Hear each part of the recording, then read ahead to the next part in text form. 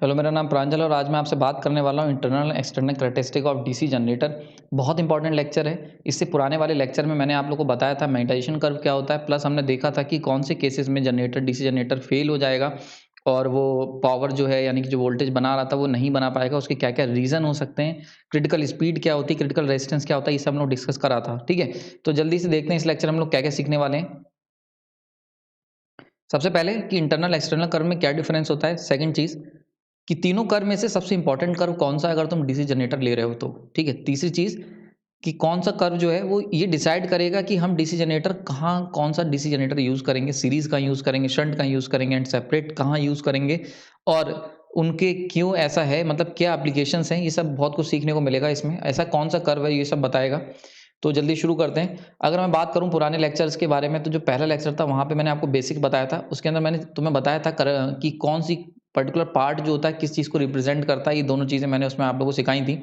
तो अगर बात की जाए कर्व के बारे में तो देखो तीन चीज़ें थी, यानी कि इंटरनल कर्व थी, एक्सटर्नल कैरेक्टरिस्टिक थी और एक थी मैग्नेटाइजेशन कैरेक्टरिस्टिक।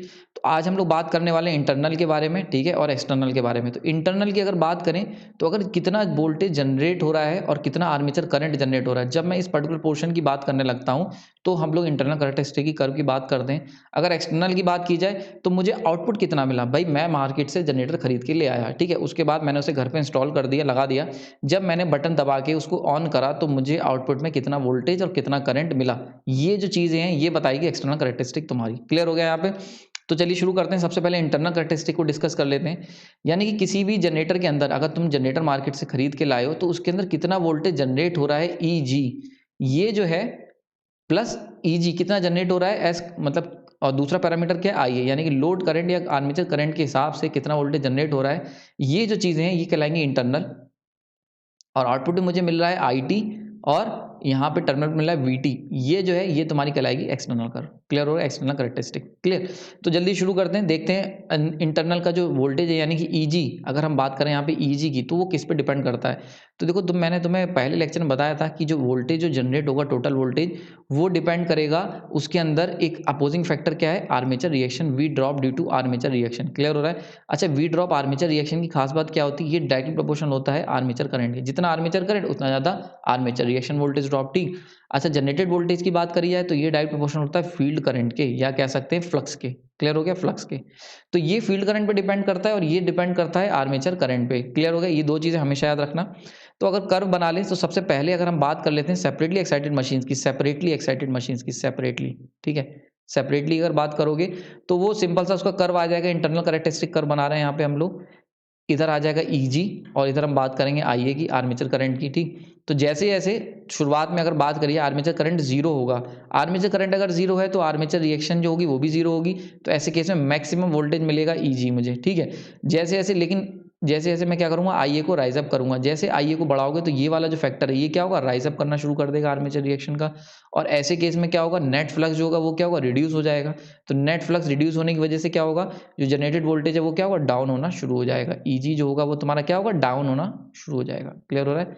तो ये जो डाउनफॉल हो रहा है ये बहुत कम होता है। रीजन क्या होता है, ये जो डाउनफॉल है ये ड्यू टू कितना हो रहा है, due to V drop, due to, और कह सकते हैं ये किसकी वजह से हो रहा है, V armature reaction, armature reaction की वजह से वोल्टेज ड्रॉप हो रहा है। क्लियर हो गया यहाँ पे, आर्मेचर रिएक्शन की वजह से ये वोल्टेज ड्रॉप हो रहा है। ठीक। ये सेपरेटली एक्साइटेड मशीन की हो गया ना। अगर बात करें शंट मशीन की, इसी तरीके से शंट की, तो शंट में भी वोल्टेज ड्रॉप होगा। अगेन कर्व अगर हम लोग बनाते हैं शंट की केस की बात कर लो, शंट में तो ये ईजी हो गया जनरेटेड वोल्टेज ईजी, और ये हो गया आईए। ठीक है। और यहाँ पे हम शुरू कर रहे हैं अगेन नो लोड, यानी कि जब हमारा आईए इक्वल टू जीरो था इस सर्टेन पॉइंट पे तो मैक्सिमम वोल्टेज जनरेट हो रहा था ईजी, ये उसकी लाइन हो गई। लेकिन क्या होगा, जैसे जैसे तुम आईए बढ़ाते जाओगे इन डेट केस क्या होगा, जो वोल्टेज ड्रॉप होगा वो क्या होगा, काफ़ी तेज़ी से डाउनफॉल होना शुरू हो जाएगा। क्लियर हो रहा है, काफ़ी तेज़ी से डाउन होगा।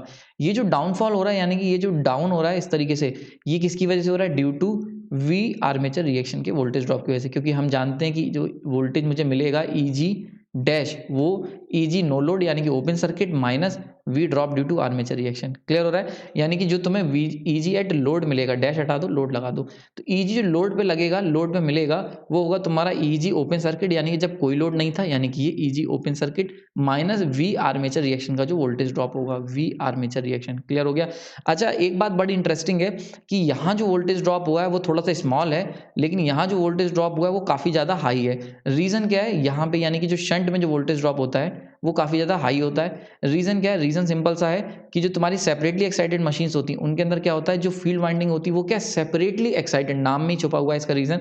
जो सेपरेटली एक्साइटेड डीसी जनरेटर होते हैं उनके अंदर जो फील्ड वाइंडिंग होती है वो सेपरेटली एक्साइट होती है, यानी कि अलग से उसे एक्साइट करते हैं, तो उस पर आर्मेचर रिएक्शन का इफेक्ट जो होता है इतना ज़्यादा डोमिनेंट नहीं हो पाता है।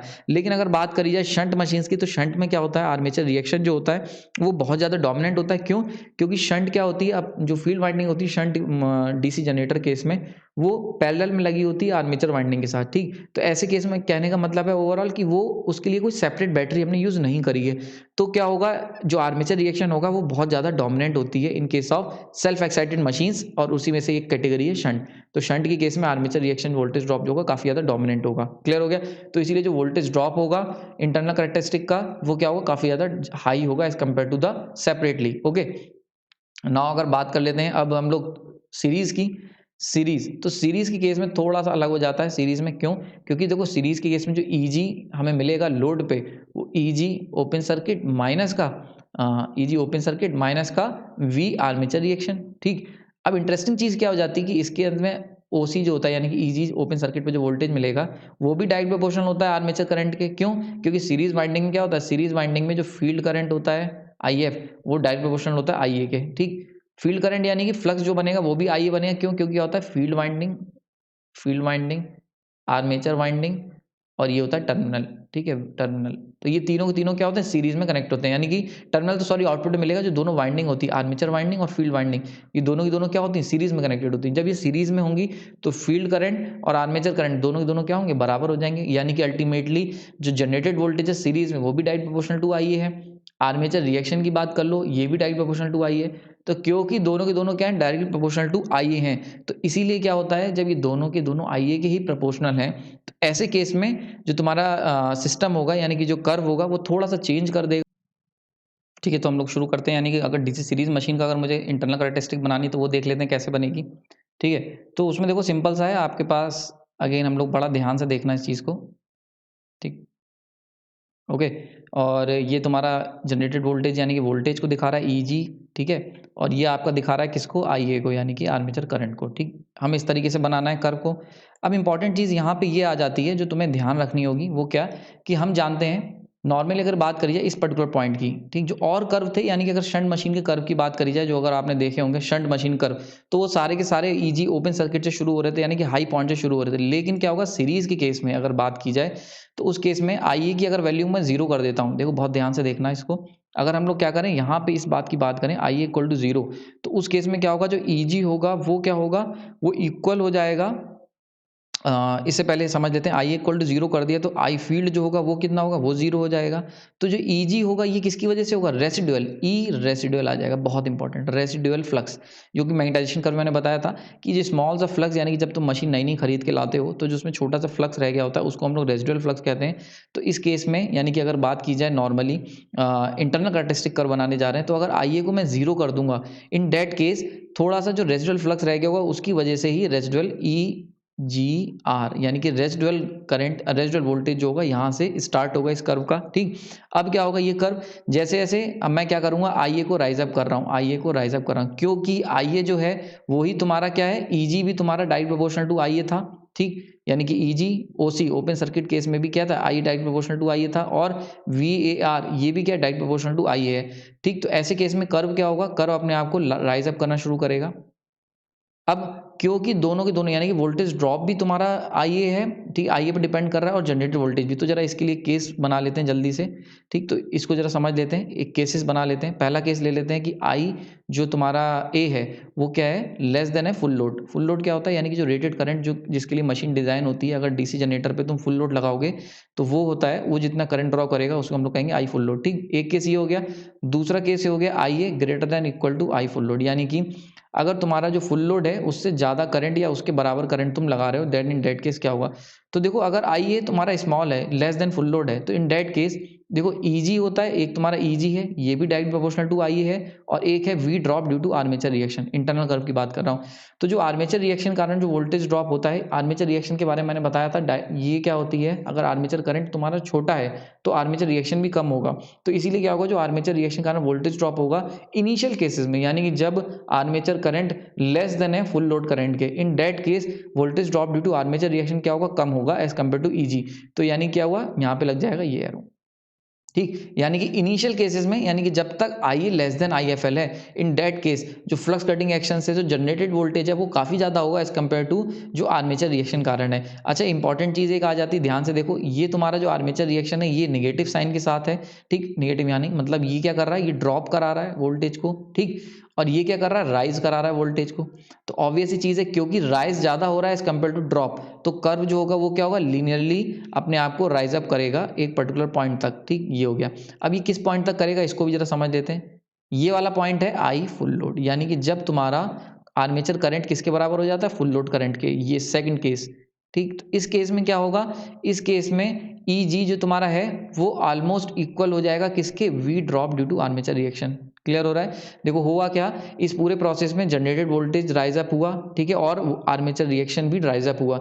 लेकिन क्या होता है, जब तुम फुल लोड पे पहुंच जाते हो तो ये माना जाता है लगभग कि जो जनरेटेड वोल्टेज है वो अपने आप को सैचुरेट कर लेगा, यानी कि उससे ज़्यादा हम लोग वोल्टेज जो जनरेट कर रहे हैं उसको राइज अप नहीं कर सकते। रीज़न क्या है कि जो पोल्स हैं उनका जो फ्लक्स है वो सैचुरेट हो जाएगा एक सर्टेन पोर्शन के बाद। तो ऐसे केस में क्या होगा, जो फुल लोड पे जब तुम्हारा आर्मेचर करंट पहुंच जाएगा तो उस केस में जो आई एफ होगा वो भी किसके बराबर हो जाएगा, आई एफ वो भी इक्वल हो जाएगा फुल लोड करंट के बराबर। तो एक सर्टेन पोर्शन के बाद जाके क्या होगा, कर्व तुम्हारा क्या होगा, यहाँ पे सैचुरेट कर जाएगा, यानी कि ईजी जो होगा वो एक पर्टिकुलर वैल्यू के बाद जाके राइज अप नहीं करेगा बाय राइजिंग द आई ए, ठीक। तो आई ए को बढ़ाने से फील्ड करंट एक पर्टिकुलर पॉइंट तक ही राइज अप कर सकता है। तो ये वो पॉइंट आ गया है। अब क्या हो रहा है, यहाँ पे ये पॉइंट आ गया, लेकिन क्या हो रहा है, आर्मेचर रिएक्शन जो हो रहा है वो कंटिन्यूसली राइज अप हो रहा है आर्मेचर करंट के बढ़ने से। तो ऐसे केस में कर्व क्या होगा, अपने आप को सैचुरेट कर लेगा, और अगर और ज्यादा आगे जाओगे तो डाउनफॉल भी हो सकती है। क्लियर हो रहा है, यहाँ तक कर्व आ गया, ठीक। तो यानी कि अगर हम बात करें, अगर तुम क्या करते हो, इस पर्टिकुलर पॉइंट पे आते हो तो ईजी लगभग इक्वल हो जाएगा वोल्टेज रिएक्शन से, और अगर और आगे चले जाते हो, यानी कि अब आई ए अगर क्या होता है, हाई हो जाता है आई फुल लोड से, तो ऐसे कर्व में क्या होता है, ईजी जो होगा वो लेस देन हो जाएगा वी आर्मेचर रिएक्शन से। क्लियर हो रहा है, आर्मेचर रिएक्शन जो होगा वो हावी हो जाएगा तुम्हारे कर्व पे, ठीक। क्लियर हो गया ये चीज समझ में आ गई होगी, ठीक। आगे चलते हैं। यहाँ तक ये 3 कर्व मैंने बता दिए, सीरीज मोटर का बताया आपको, शंट का बताया और सेपरेटली एक्साइटेड का बता दिया, ठीक। अब इन्हीं कर्व में हम लोग बात करेंगे एक्सटर्नल कैरेक्टरिस्टिक कर्व की। एक्सटर्नल कर्व की बहुत ध्यान से देखना, एक्सटर्नल में क्या होगा, एक्सटर्नल मैंने बताया था, एक्सटर्नल बनता है वीटी और आईटी के बीच में। क्लियर है, तो जरा देख लेते हैं इक्वेशन क्या होती है। तो वीटी की जो इक्वेशन होती है इक्वल टू ईजी, ठीक है, एट लोड, माइनस का आई आर ए होती है, ठीक है, ये कर्व होता है। तो इसी कर्व को हम लोग जो होंगे वो ड्रॉ करेंगे इस इक्वेशन के थ्रू। तो जरा देखते हैं इन्हीं कर्व में, यानी कि ये था तुम्हारा शंट का, ये था सेपरेट का। जरा शुरू करते हैं सेपरेट से ही। तो अगर सेपरेट में ये थी इंटरनल कैरेक्टरिस्टिक, अगर हमें एक्सटर्नल कैरेक्टरिस्टिक बनानी है तो यहाँ पे क्या हो जाएगा, यहाँ आ जाएगा वीटी, ठीक।